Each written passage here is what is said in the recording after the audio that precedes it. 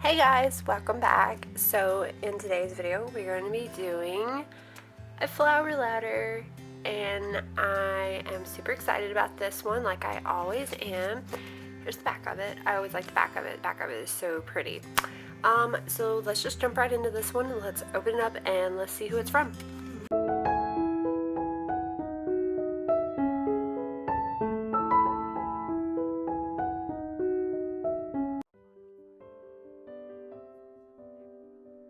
Okay, so here we have the letter. And ooh, we got a postcard. Oh, is this a postcard? Oh, yes. It's got something written on the back of it, so let's save this one for last, but this is what it looks like. That is so cute. And ooh, we have, let's see, this says something old, something new, something borrowed, something blue. Oh, that's cute. And then we have this. Oh, that is super cute. Oh, sorry, let you guys read it again. So I'm not sure if this is perhaps a sticker or just a foil. I'm not sure yet. Oh, okay, so we have this. Another war wedding. Who will be next? Our very own Corporal Charles Henderson Burke, son of Grace Eugenia Burke and the late Hank Burke of Lexington, was married on October 28th in Fort Pierce, Florida. His bride was the lovely Audrey Rose Drillinger of San Diego, California. Parents of the bride are General Duke P. Drillinger of the United States Army and the late Rose Seneca Drillinger. I think I'm saying her middle name right. I'm sorry if I'm not. After they wed at the St. Lucie courthouse, the couple passed under the traditional arch of sabers as the groom's fellow Army Rangers gave the happy couple a honoring salute. The couple celebrated with friends at the small, intimate diner and then boarded a train heading north to Maryland, where Corporal Brooks' battalion will continue their training. We wish Corporal and Mrs. Charles Brooks the very best in their future together. That was just a society communist, Betty Peabody. Oh, that's cute. It says save waste paper. I can't really make out really what it says. Maybe it was like an old comic strip or something, or maybe like the newspaper clipping. I guess it's more like a newspaper clipping, I guess is what it is. But that's cute. Okay, so we have our letter. Okay, it looks like it might be a 2-page letter. So this one might be super long. I apologize. I will try to read through it as quickly as I can. But let's see what they have to say. It says, November 25th, 1943, Dear General and Ruby, Happy Thanksgiving. I know they don't celebrate it in England, but I couldn't let the day pass without writing to both of you. Good golly, how I miss you, and I wish I could give you each a giant squeeze just now. It was such a sweet news to hear that you've moved Ruby out of harm's way, General. I hope the two of you found some way to celebrate the holidays together. I don't believe you've had access to a turkey over there, though, would you?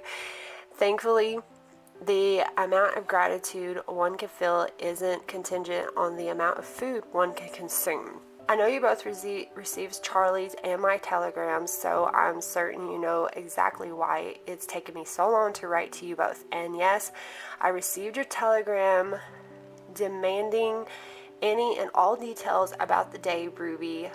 Read on. Oh, and how I wish you had both been there. But this war has robbed so many of so much that I don't feel I have the right to explain, especially when I'm so exquisitely happy. First of all, I've included a newspaper clipping from Charlie's hometown paper. His mother had it written up. The day was absolutely perfect. Accepting your absence, of course, it was so romantic rushing down to Florida to meet Charlie as soon as I could make arrangement. He met my train with the most beautiful bouquet of red roses. Not the fancy hothouse kind that are so popular these days, but the old-fashioned kind that were Mama's favorite. When he handed them to me, he said, "I know it's nothing like the real thing, but I thought since your mama couldn't be here in person, at least your namesake could. Honestly, what did you deserve this man?" We went straight from the train station to St. Lucy's Cart House and tied the knot. And guess who was there to greet us? Charlie's mother, Grace. She took an overnight train all the way down from Boston just to surprise him. He wrote to her about me back in September and asked her to send his grandmother's wedding ring. Once he knew I was coming and he still hadn't heard back from her, he telegrammed her in a panic. Turns out she'd been waiting for a wedding date so she could surprise him by delivering the ring in person. War or no war, she had no intention of missing her only child's wedding. I'm so glad she came. It meant the world to Charlie, and it was wonderful to meet the woman who raised him. Furthermore, it gave me the opportunity to see if she approves of me, and she does. Imagine my relief. Charlie must look more like his father, but it's clear he's got his mother's temperament. She's reserved and steady, but there's a quiet strength and straightforward sweetness to her that was very soothing on such an exciting day. I know this has always been terribly fast, but once I knew Charlie was the one, I didn't see any point in waiting. And if I'm being completely honest, I've secretly always wanted to elope, you know, the way you and Mama did during the Great War General. Aside from meeting the right man, the only thing holding me back was the fear of hurting you both. Thankfully, Charlie showed me your answer in his telegram, which removed all my anxiety. I suppose with Charlie's mother there, it wasn't exactly eloping, but it was still so dreamy. After we were married, we had just enough time to grab a celebratory supper, scraped together by Grace and a few of Charlie's fellow Rangers. Somehow, they were even able to conjure a genuine wedding cake with real frosting and everything. How they did it, I can't tell you. Nor am I going to ask, in case there was some black marketing dealing involved. But apparently, my coconut pecan tarts work some kind of wonderful magic. They would hear of a girl who could bake like that, not having a wedding cake on her big day. One of the secretaries on the base owned a bakery before the war. She told them if they could get her the ingredients, she would make the cake, no questions asked. Well, they did, and it was just lovely.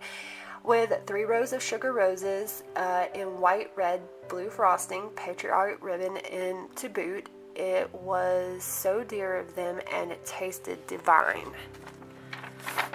All right. I didn't have enough time to have a dress made, so I borrowed one instead. Heidi from the office offered hers to me the moment I told her I was getting married. I was hesitant when she told me she had it made from the parachute that saved her Robert's life. I mean, the story is beyond heartwarming, but a parachute?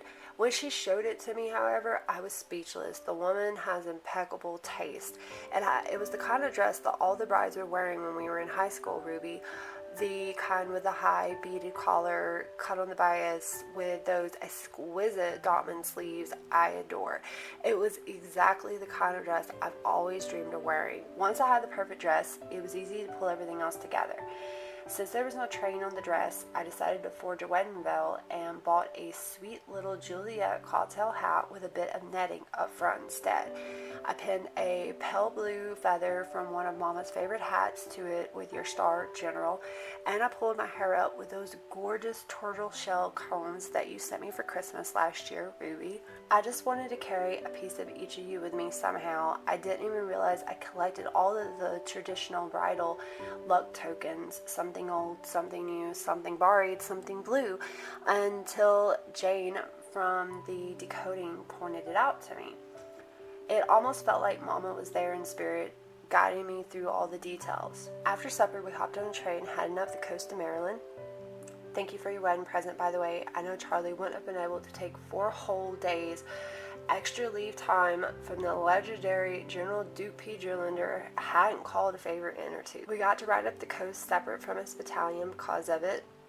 Captain Fairbanks sure tried to stop us, though. He's always been a stiff one, I know you'll agree, but I've never taken him as a spiteful type before. Have you? He seems to really have it out for my Charlie for some reason.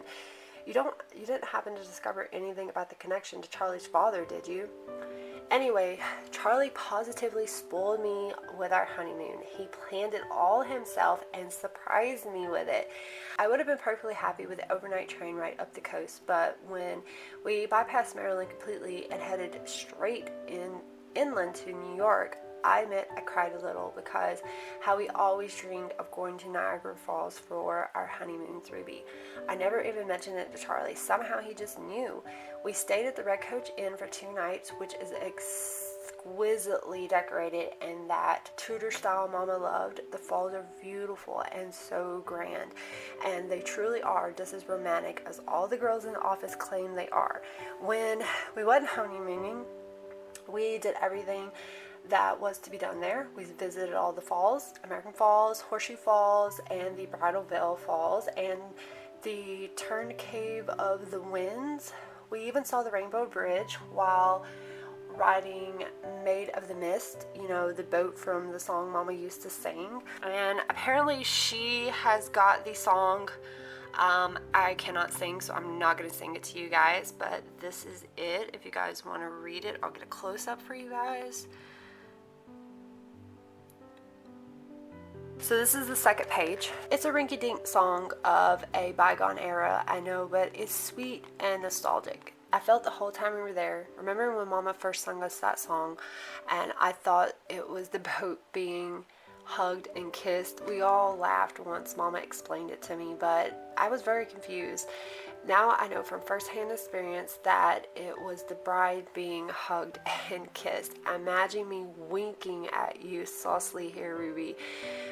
But truly, our entire stay in New York was a dream. More than anything we saw or did there, it was just so wonderful to have Charlie all to myself for a couple of days, to pretend he wasn't heading off to England next month and that there was no war on. Since meeting Charlie, I've realized it's actually quite productive to take a day off from war business every once in a while. It suited us both immensely and gave us more determination than ever to do our part to bring this dreadful war to an end as soon as possible. That way we can get on with the future I've been dreaming of for us since I met him. Anyway, there you have it, darling. This is a full debriefing of my comings and goings over the past 2 months.